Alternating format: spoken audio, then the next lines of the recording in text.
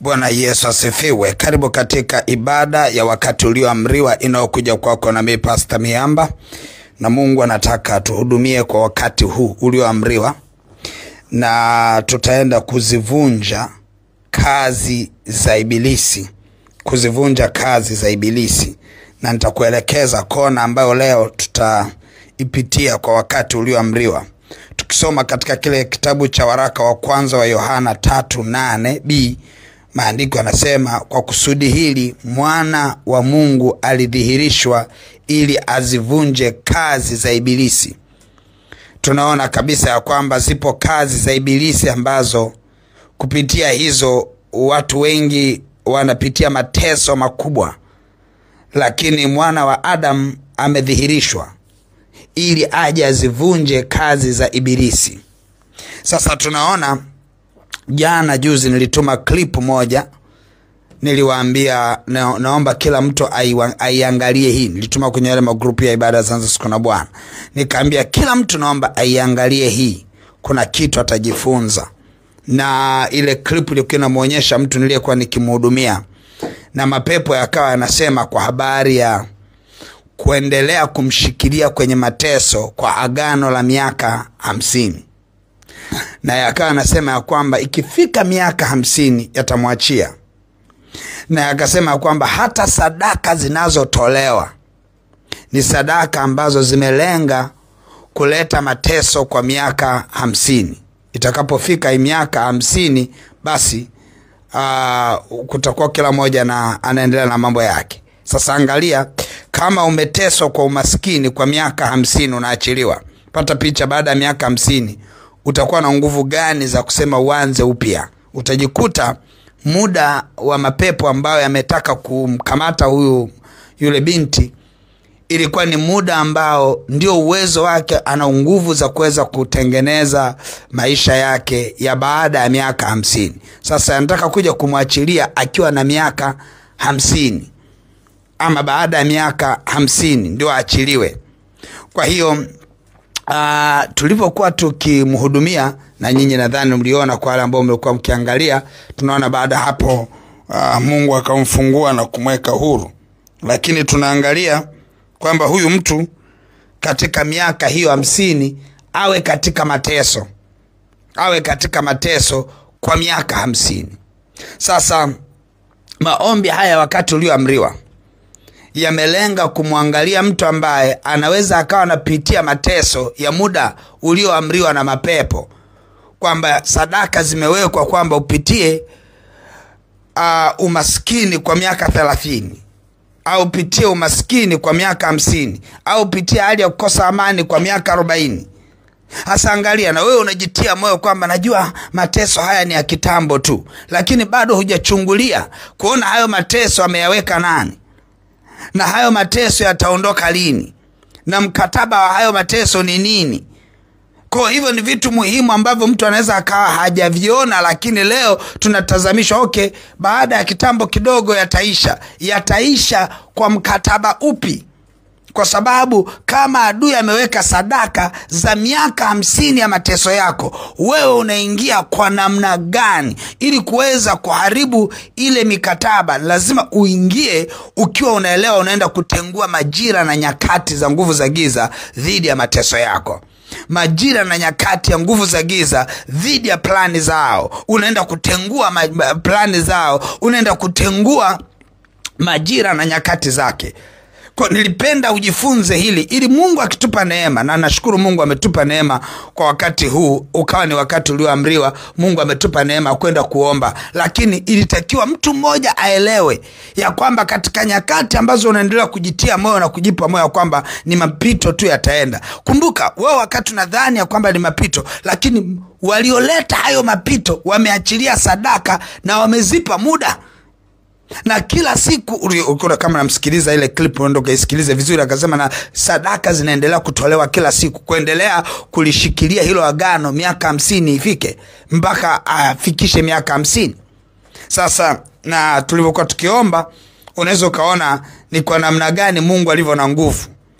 ya kwamba sadaka nyingi walizozitoa kwa gharama kubwa, lakini ipo damu ya Yesu ambayo inakuja inaharibu dakika moja, na sadaka zote zinakuwa ni kazi bure. Lakini ni mpaka mtu afunguliwe na afunuliwe ya kwamba kumbe kunatakiwa kuharibu kitu fulani. Sasa usipoelewa unaweza kaendelea kukaa na kusema ipo siku nitakuja olewa, lakini huwezi jua kuna agano gani nyuma, kuna sadaka gani, kuna muda gani adui ameweka ambapo Mungu anataka upate maarifa ya kuenda na kuharibu huo muda na majira.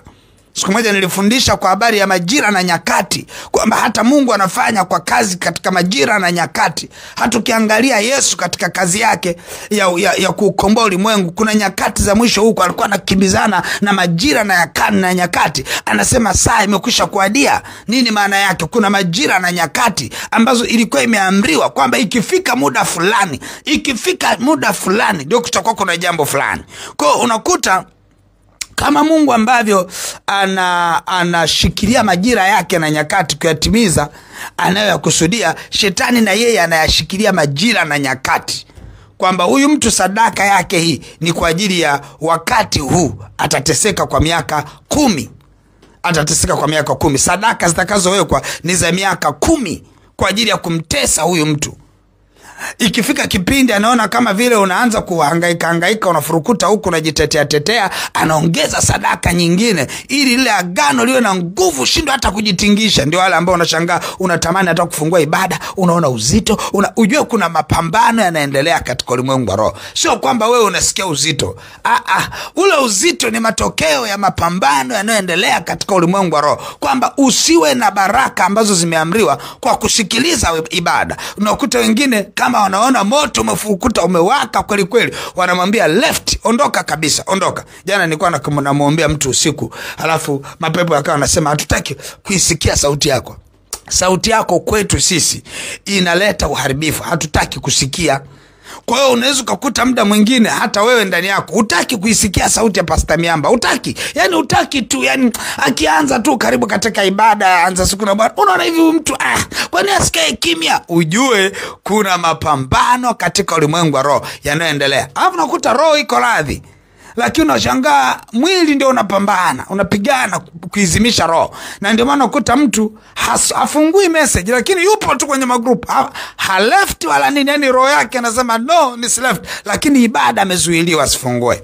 Unakuta akiangalia ibada unakuta message si 20, message 30, na maana mtu mwezi mzima hajasikiliza ibada hizo. Kuna mwingine aliniambia akasema, ni baba uwezi amini, mimi ibada ikiingia tu naenda pale na react kwamba asante kwa ibada, lakini siifungui na kuisikia. Sasa angalia, unakuta katika ulimwengu wa roho kuna vitu vinaendelea ambavyo usipokuwa makini kuviangalia unajikuta kuna majira na nyakati yamewekwa, kama yule binti ambapo majira miaka 50 kwamba abaki kwenye mateso, 50 years abaki kwenye mateso miaka 50. Sasa nataka twende tukaombe serious kabisa katika ulimwengu wa roho. Jambo unalolipitia lina muda. Kama Mungu ameweka, kuna muda. Mungu ameweka muda. Ukitaka kuangalia muda wa Mungu, ndio Shetani naye anaenda hivyo hivyo. Kumbuka Mungu alikuwa anasemaje? Alikuwa anasema kwa habari ya utumwa, akasema hivi, uzao wako utakuja mahali hapa. Anaeleza ya kwamba utaondoka, utachukuliwa katika utumwa, sehemu utakaa miaka 400. Miaka 400 wakakae katika utumwa, miaka 400. Kwa hiyo unakuta miaka 400 ilipotimia, kwa watu waliendelea kukaa kwenye utumwa miaka 400. Miaka 400. Yamkini angetokea mtu ambaye angeweza kuongea na Mungu katika maombi, sijajua, nawaza tu kama mtumishi, kama mtu, kwamba angetokea mtu mmoja aliyevuviwa akaenda mbele za Bwana akamwambia Mungu, ulisema miaka 400. Sema Bwana Mungu, tunaomba isiwe miaka 400. Tulipozunguka katika utumwa huu kwa miaka hii 30 yatosha. Tunaomba Bwana geuza majira na nyakati zako. Unakuta mtu angepatikana kumlilia Mungu namna hiyo, yamkini Mungu angeweza kubadilisha nyakati na majira. Kuna namna ambapo majira huwa yanawekwa, nyakati inawekwa. Angalia, Mungu anawaambia Israeli kwamba mnapelekwa kwenye utumwa wa Babeli. Wakati ambao nimeuweka kwa tatizo hili la kwenu ni miaka 70. Miaka 70 mtu akija asiwaambie chochote, nimeweka mimi miaka 70 mtakaa huko. Sijajua kama kulikuwa kuna waombaji ambao wangeweza kuvuvia. Sisemi kipindi chetu ni bora sana, lakini kiukweli kwa ajili ya Kristo Yesu kipindi chetu ni bora zaidi. Lakini kwa kipindi hicho angepatikana mtu wa kumwambia Mungu, kumbuka rehema zako, yamkini angebadilisha wakati. Kwa unakuta kuna nyakati Mungu anaziweka. Tunaona tu hapa ameweka miaka 400, ameweka miaka 70 ya wanaweza. Ilipofika miaka 70 Mungu akawarejesha. Kwa unakuta na mapepo na yenyewe anaiga kwa kupitia uharibifu, yanaweka miaka 50. Wewe unamweka mtu kwenye kifungo miaka 50. Sasa upande wa mapepo tunayo mamlaka ya kuharibu. Sasa nataka unisikie kwa makini sana. Yamkini kuna mambo yanaendelea. Tatizo kubwa la watu wa Mungu ni kuchukulia mambo kawaida. Yani angalia uchumi wako, angalia uchumi wako, angalia furaha yako, angalia ndoa yako, angalia kazi yako. Nataka mtu mmoja twende pamoja kwa Mungu, tumwambie Mungu, yamkini adui ameweka muda wa mateso yetu, tunayabatilisha leo katika ibada wakati ulioamriwa. Yamkini shetani ameweka mateso ya ndoa zetu, shetani ameweka mateso ya kazi zetu, mahusiano yetu, tunabatilisha kwa jina la Yesu. Nataka twende mbele za Bwana tukabatilishe nyakati.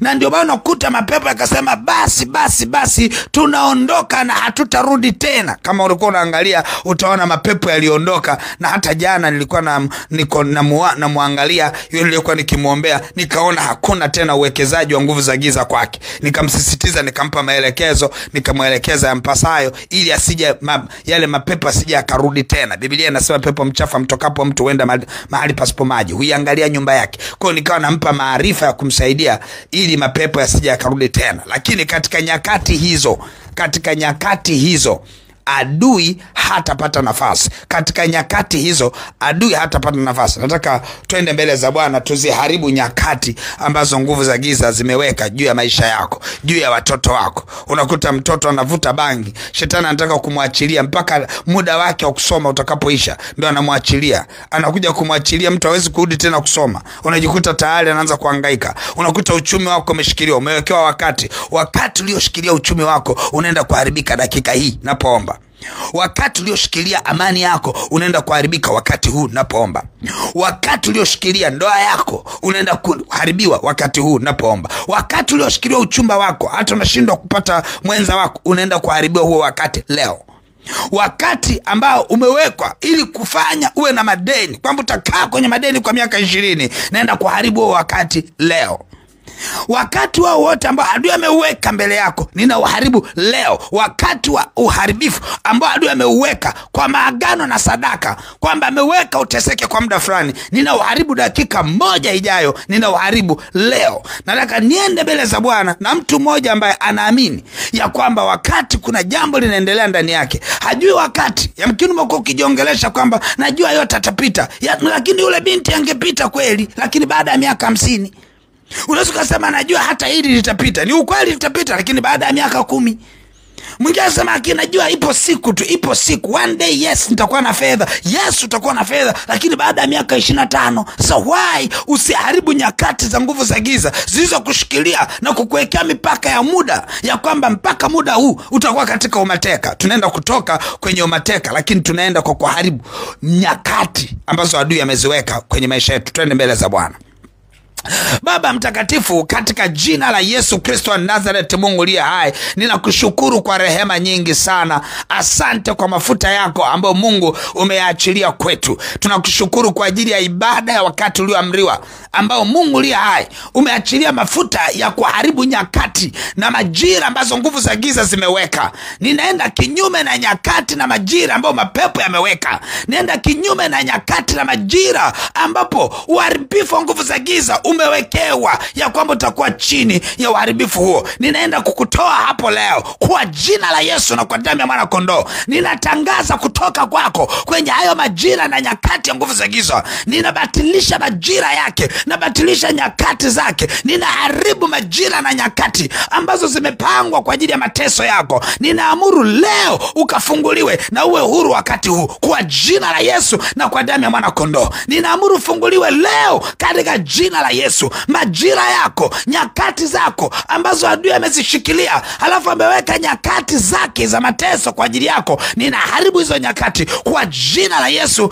katika damu ya mwana kondoo. Baba, asante kwa rehema na neema. Asante kwa ajili ya nguvu unayoachilia ndani ya maisha ya mtoto wako huyu. Atatembea katika ushindi kuanzia leo. Atatembea katika neema kuanzia leo. Uwe na ushindi, uwe na neema. Nimeabatilisha majira yote nguvu za giza. Fedha na zikujilie, mashariki na magharibi, kaskazini na kusini, ziachilie utajiri ukujilie. Nimeharibu majira na nyakati za kutokuolewa ambazo shetani aliziweka. Kwa jina la Yesu nimeziharibu. Kwa jina la Yesu mwenza wako atatokea pande zote kujilia. Nimeharibu majira na nyakati ya mateso ya ndoa yako adui aliyoyaweka. Nimeharibu leo kwa jina la Yesu na kwa damu ya mwana kondoo. Uwe huru na furaha katika ndoa yako. Nimeharibu madeni yote, majira na nyakati zilizowekwa kwa ajili ya kudaiwa kuwa na madeni. Yale madeni ninayabatilisha leo kwa jina la Yesu na kwa damu ya mwana kondoo. Ninaharibu nyakati zote za nguvu za giza ambazo adui ameziweka ndani ya maisha yako, ambazo adui ameweka kama kitanzi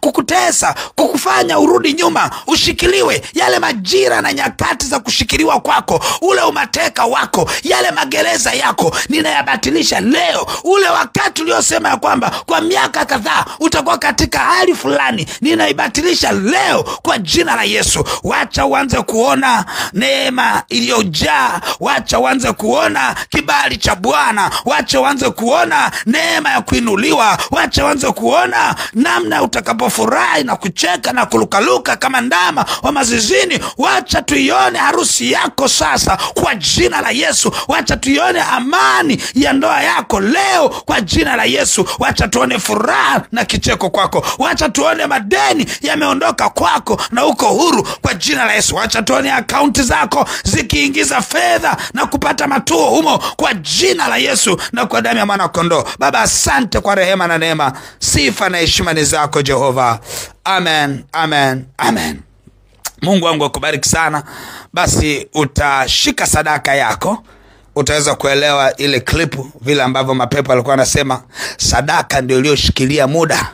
Kwa tunaendelea kuweka sadaka kwa ajili ya kuimarisha muda ya kwamba kwa miaka hiyo awe kwenye mateso. Kwa sadaka yako ni kitu muhimu sana ambacho kupitia sadaka yako hiyo unaenda kutengua muda.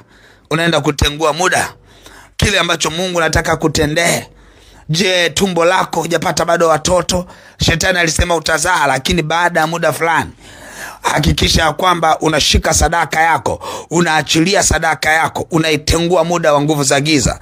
Utasema kwamba sadaka hii ikatengue muda wa nguvu za giza dhidi ya maisha yangu, dhidi ya watoto wangu, dhidi ya mume wangu. Ndio maana ukuta kuna mtu mume wake anakuwa mlevi kwa miaka 10, baadaye anakuja kuacha ulevi. Anakuja kuacha ulevi tayari ana magonjwa ya kila aina, hana uwezo hata kufanya kazi. Unakuta vipi? Muda.